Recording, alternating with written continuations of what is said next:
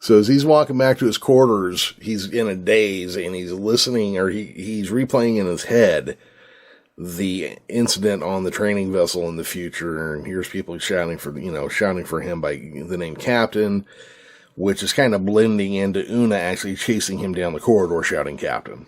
She remembered that Mott was one of the names he had mentioned, and Pike, says yeah, and he hadn't expected to run into him was one of the things. He knows that 2 cadets will die in the accident that cripples him. He knows Mott's one of them. And then this is where Una points out again, hey, you don't need to do this alone. And, maybe there's a way around this. Maybe we can figure something out. Yeah, that's been a theme with her. But as we'll see in this episode, nope. There's not always a way. Pike's not escaping this one. Yeah, there's not.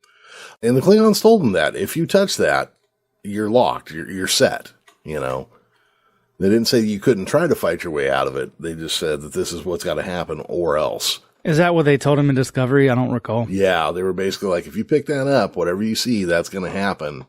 And if you try to get out of it, it's not going to work out real well. Pike heads back to his cabin and starts looking over the list of the names of the children who are going to be in this future accident.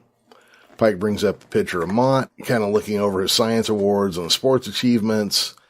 And Pike begins to record a letter to address Mott, saying that he was happy to see that he was interested in Starfleet, but he should know a little something about the future.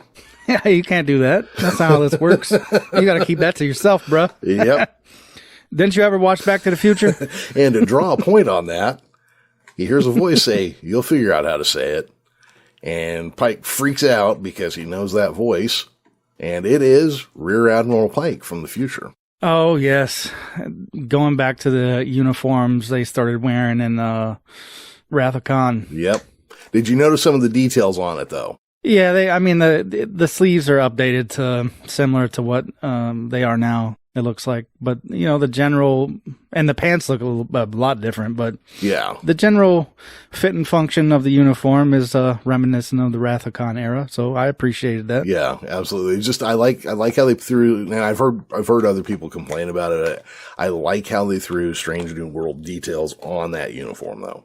I don't know. The pants look funky to me, but... Was that metallic stripe instead of just like a plain matte stripe on the side? Yeah, and I even think in the Wrath of Khan, they were just like plain black pants. They had a red stripe, but it was a matte red stripe. It didn't stand out like their rank lines on their shirts, This was like a metallic red, yeah. I haven't seen that uniform on screen in a long time, so it's been a while. Yeah. And then, it was also kind of funny because I was watching it and I could tell there was something different about the sleeves, and it was before my brain quite registered that they did the patterns, but had done them in metallic.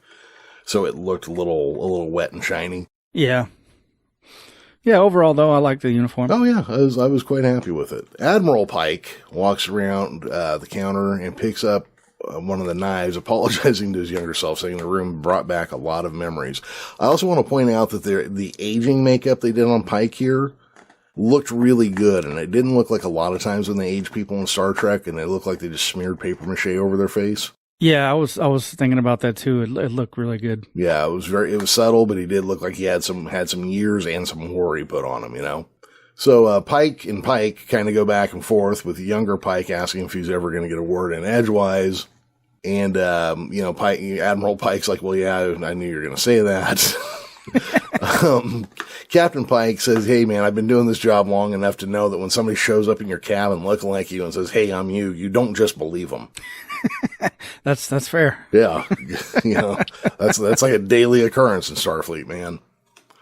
Admiral Pike proves who he is by mentioning Captain Pike's very first pony, who was named Sir Nasalot, who broke his leg in a rainstorm, and they had to put him down, and young Pike cried for weeks over this.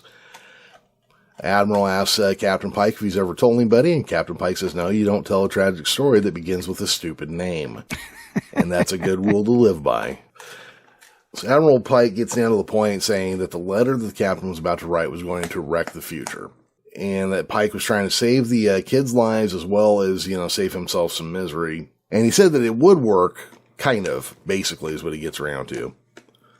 That there's a cost, but it could work. Well, obviously it worked because Admiral Pike is standing in front of him, not not with a melty face. You know, it'd be funny is if at the end of the show, they showed him all melty in the wheelchair and him taking off through the time crystal.